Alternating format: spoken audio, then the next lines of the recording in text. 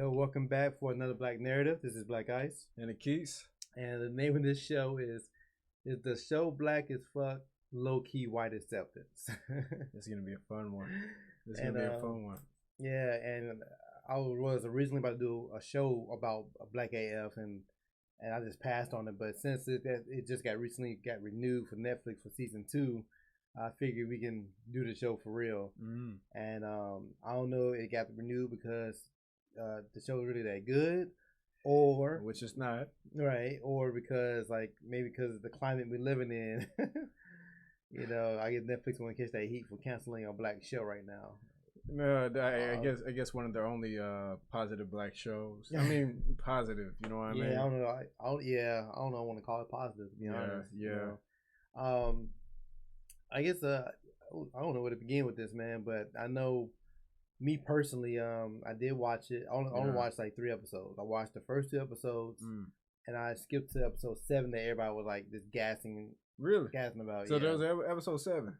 Yeah, and because they had appearances from Leah Waithe and Ava, and a couple other notable Tyler Perry, other notable black directors make an appearance in this episode. But but after I watched the 3 episodes, I was pretty much done. Yeah. In my opinion, BlackAF wasn't made for a black audience to me. For me, because I can only watch episode 1, and it made me question how much tolerance I have for pain, because it was a horrible show. I mean, and the thing that really killed me was the fact that he was just so. He really kind of pushed the narrative. You have this really rich black man, and he's going on these random rants with these white folk, and it makes it seem like he's complaining about stuff, even though of course there are real black issues, but he just finds any chance to just. He wasn't happy. Yeah, he was just very unhappy. It showed it as misery. It didn't show it as these issues are going on. It showed him as miserable. And then the whole time, it seemed like he just kept trying to talk to white folk about it. Yeah, you're right. That's another issue. Yeah. I just thought about it, man. I wrote my first impressions months ago when the show first came out. Yeah. I'm glad I found it, so I can kind of refresh myself about how I thought fresh. Yeah. Off the press, how I feel about the show. The blackest part of the show was having Jerry Rock in the intro. That's real. So to keep it 100, BlackAF really should have been titled LowKey White Acceptance. The blackest part of the show was having J Rock on the intro. Yeah. Well, yeah, he incorporated and sprinkled black history within the show, but he also used it to justify his white acceptance. The show, BlackIsh, was low-key targeted towards a white viewership. Yeah. To white liberals. Right. The first 2 episodes were literally watching a black man worth $75 million still learning his place. That was literally it. That's what it was. That's what messed me up with it. Episode 5, which my bad, I said 7. Episode 5, which everyone was telling me to watch, just exposed everything I thought about the show. Every director in that episode does the exact same thing, especially Lena Waithe. Because to me, all of them in a sense were sellouts. Like Lena Waithe, sellout. Ava, sellout. So what was the episode just like? What do white people think? The whole episode? they was encouraging him. They would give him advice about the film industry. Yeah. And not saying these people are not talented, because they are. Yeah. I like Ava, what she did with Central Park 5 series on Netflix. Yeah. Loved it. But the movie she did with Oprah and some other questionable things she did, Lena Waithe, she always pushed her the gay agenda within her stuff. Is that the one that made Chai Time? Oh, the Shy. Yeah, the Shy. That's what it is. Okay. Yeah, she did that. Yeah. She could come other stuff, and she also did that movie last fall with the dude from Black Panther, and it was on the run, the Queen and I, or something like that. No, I think I missed that way. I forget the name of that movie. I gotta look it up. But anyway, So to me, it is a rich, half black family desiring the rich European lifestyle, and having those things feel like they made it, quote unquote, because they have no sense of identity. Right. Kenya did the same thing for BlackIsh. Right. Anyway, I expect Kenya's come up, but it wasn't for me. It felt like a show I would have enjoyed in 2003, but I know better now. Man, and that's a funny. With the whole thing with the white acceptance, it really does kind of I feel like it's really highlighted in the show because throughout the whole show, especially the whole thing with the chain, it was so petty. Yeah, and he was so self-conscious about it. He was self-conscious about his chain, about his car, and all these different things. And the whole thing was about, you know, black people we like jewelry and we like flashy things because we don't have money. This, that, and it sounds like because niggas, we already know this. Yeah. We ain't tripping off of it, but it's like he's trying to explain himself to white America. That's what I feel like. Basically, and then he was overselling his blackness throughout the series. Yeah, exactly. Like, reminding me that you're black, and to me, it was for a black show. Right. I mean, for a black audience, it's already been known. Like, you don't have to sell it. That's it. You know. That's it. So like, some people asking me why do I think it was made for a white audience. I think both the shows are BlackAF and BlackIsh. But BlackAF, Blackish, and Mixed-ish, you know. Yeah. So, but as a comparison, so people understand where I'm coming from. Yeah. I compare the show to the Cosby Show. Yeah. The Cosby Show was made for a black audience. Yeah. And you know, and this is still well-to-do family. Like you know, Bill Cosby played a doctor. Yeah. The wife was a lawyer. Man, in a good neighborhood. The kids went to some of the kids went to college. Yeah. You know, and so, and it was. And the thing about it is they had other black characters that were around them as well. Yeah, other black characters, and you know they have black experiences. Like and I didn't appreciate it until I became an adult. But you know, even as a child watching it, Bill Cosby Show put us on to black jazz and black music. And right, so, you know, he had them appearing on the show. Like that's a black experience. Exactly. Me, you know, exactly. I thought that was dope, and you know, lessons he gave with Theo about money, and you know, and they still had like little different kids outside of race. You know, Adam Sandler was on there as a child. Which I realized till later on. So you know he had a little pudgy white boy on there. And that's the thing about it, because with a show like the Cosby Show, it didn't feel. First off, it wasn't as political. That's another thing with BlackAF or Blackish. He stayed away from politics, and that's one thing I noticed as an adult. Like the Cosby Show stayed away from politics and stayed away from religion. I didn't notice that. Yeah, because back in the day, it wasn't that big of a thing. And then also with even A Different World. Yeah, the Cosby Show, A Different World, and you notice while Kenya Barris is getting his season renewed, and you know, Blackish and Grownish and Mixed, they're all doing very well. It seems like they've been peeling back all of Cosby's shows from, you know, A Different World to the Cosby Show. Format. Yeah. Even though whatever Cosby.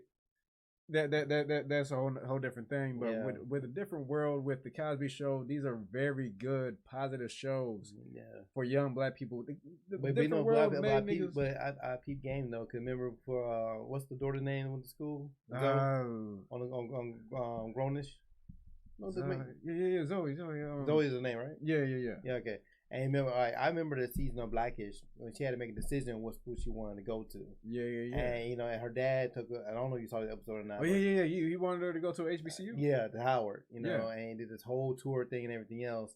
And I knew then, like, man, why should she go to she's not gonna go to a black school, you know. Especially after I ran a little bit. I never even really peeped that. You know what I'm saying? So they could have went a different world route, and they purposely went to a mixed school. You know what? Yo, because that was their version of A Different World.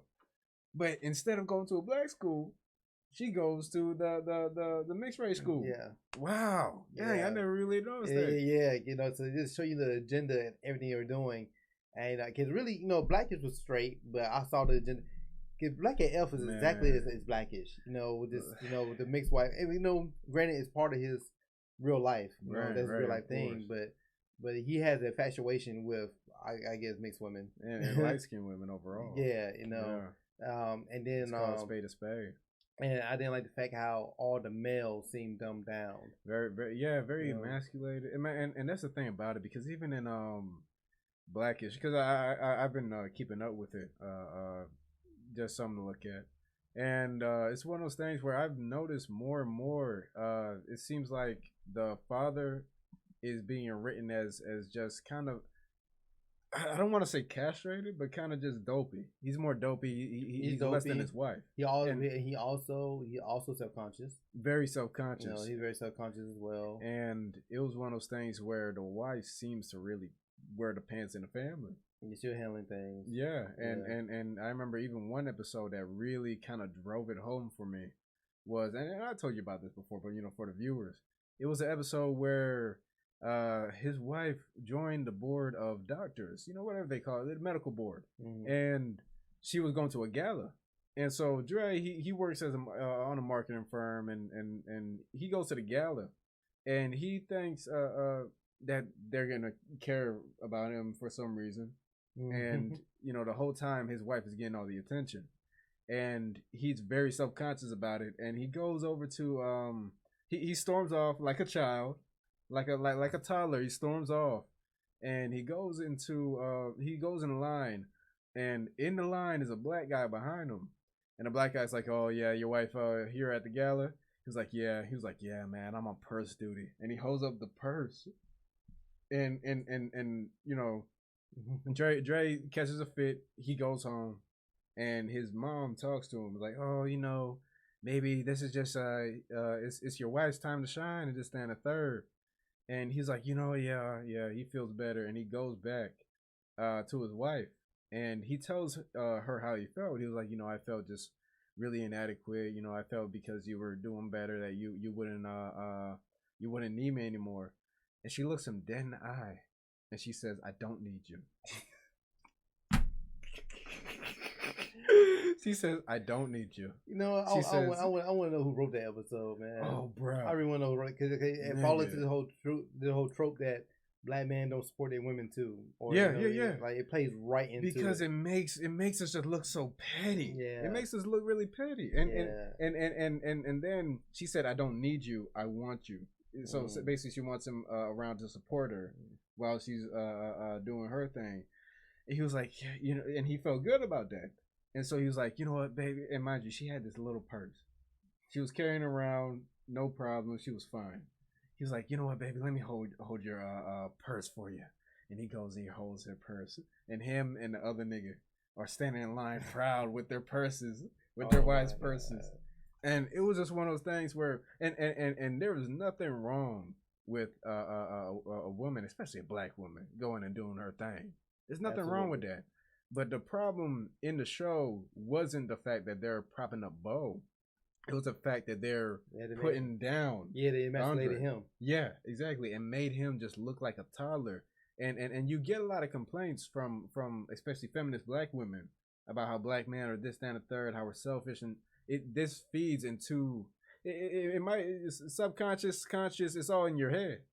It feeds into this idea that black men are just these selfish pricks. You say, yeah. It's a horrible narrative. Yeah, it is, and it keeps being so, because it's bad enough already that you don't see a black healthy family on primetime television anyway. Like, right, but that's the black healthy family you get. Yeah, you're right. That's what we're gonna get. Everybody else is gonna get it. And something that I did notice, and I'm pretty sure you haven't watched Mixed Dish, but I have, and their family is a lot healthier than the white father. Yeah, the one with the white father and the dark. No, here's what killed me. In BlackIsh, the mom, Bo's mom, is high yellow. Right. She's passe blanc. Yeah, they recast it on Mixed Dish. They got the most chocolate sister that's ever graced Kenya Barris's cameras. Yeah, they got the most chocolate sister with the white dude. Yeah. And always gonna be like that too. You always see the black woman with the white man. Yeah, very rarely be the other way around. Exactly. And he was and it's there's kind of a weird infatuation with the white guy, because there's episodes where they highlight how, like for instance, he talks about how he marched with King, because it's set in the 80s, and so he marched with King, and he talks about that all the time. Oh, I marched with King. I marched with King.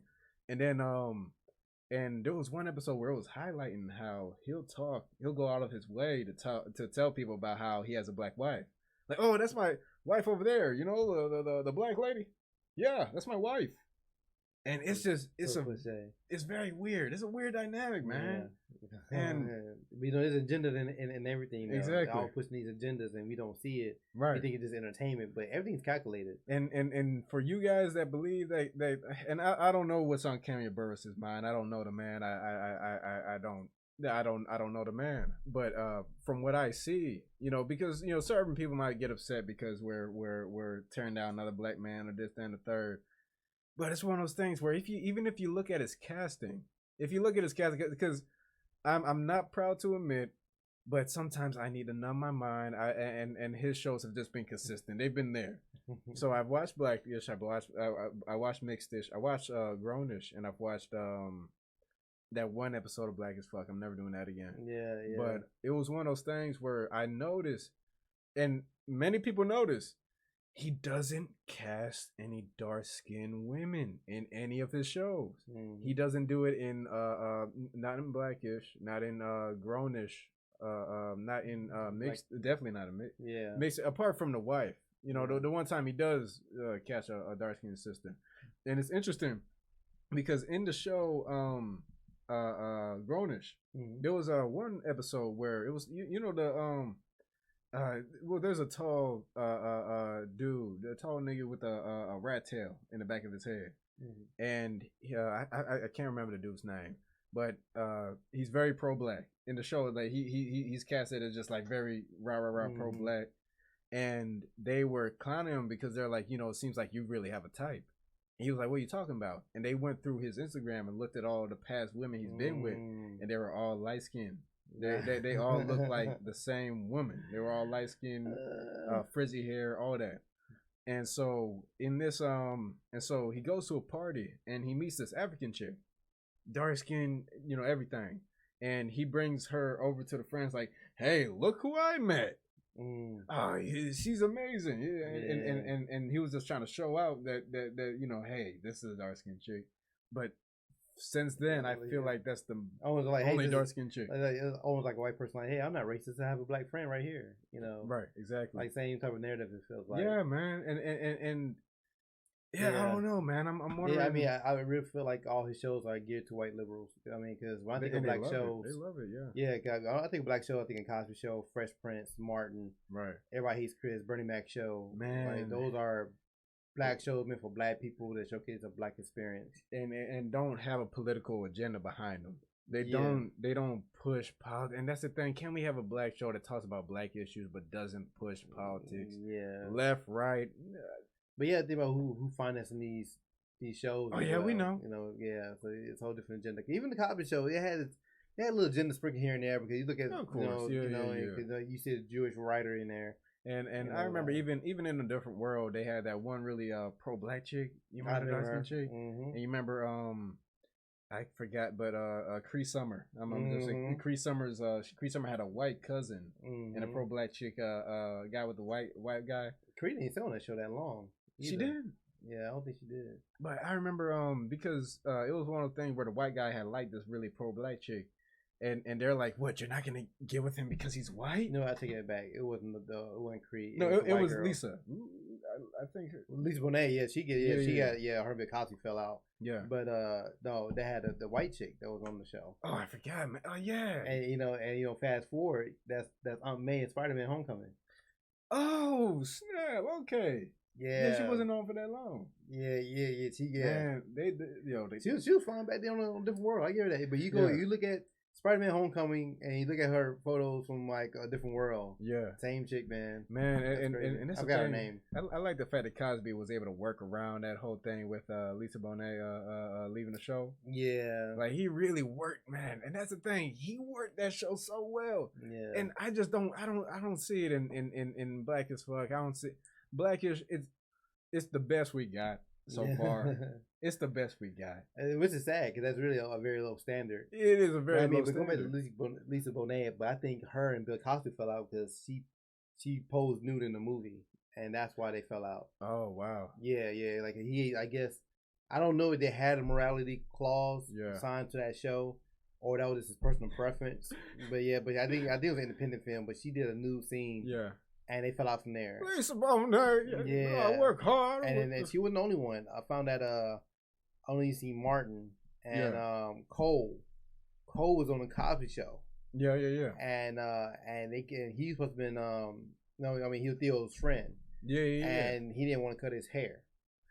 And Cosby, kicked him out. So he was very strict about looks and his clean comedy, and so he had his quirks too. But But like the No Show is yeah. perfect. But I mean, as far as a representation of a black show, Cosby Show did push some boundaries. Yeah. And it's unfortunate, like in 2020, you don't have anything that can match that. We're not pushing boundaries, Yeah. and that's the thing. When I say pushing boundaries, I don't mean talking about politics. No, because people believe pushing boundaries has to be talking about politics.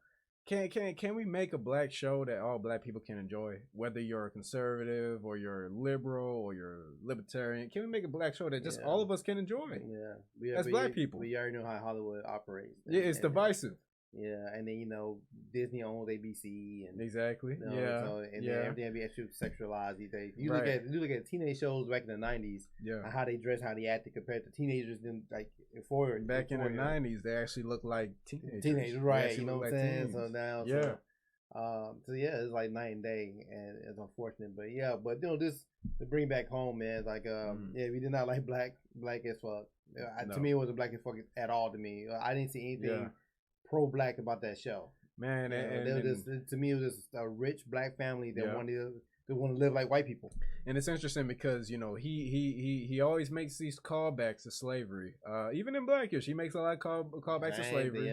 And they did mention it in because when he started going on that rant, they're like, everything's with slavery. Yeah. But here's the thing: he makes that callback to slavery, but he don't see how he plays into that whole thing. No. Cause he's that nigga that wants to be in the house. Yeah. He's that nigga that wants to be like Master. He paid his price to be where he's at right now. Exactly. To get that deal, get the Netflix deal, and get to where he's at, and how like you can tell about the agenda with the show. Like I said, it's a show for white liberals. Exactly. He knows he's creating shows for white liberals. That's his job. So I don't think Netflix will pay him that type of money to make a black show for black people.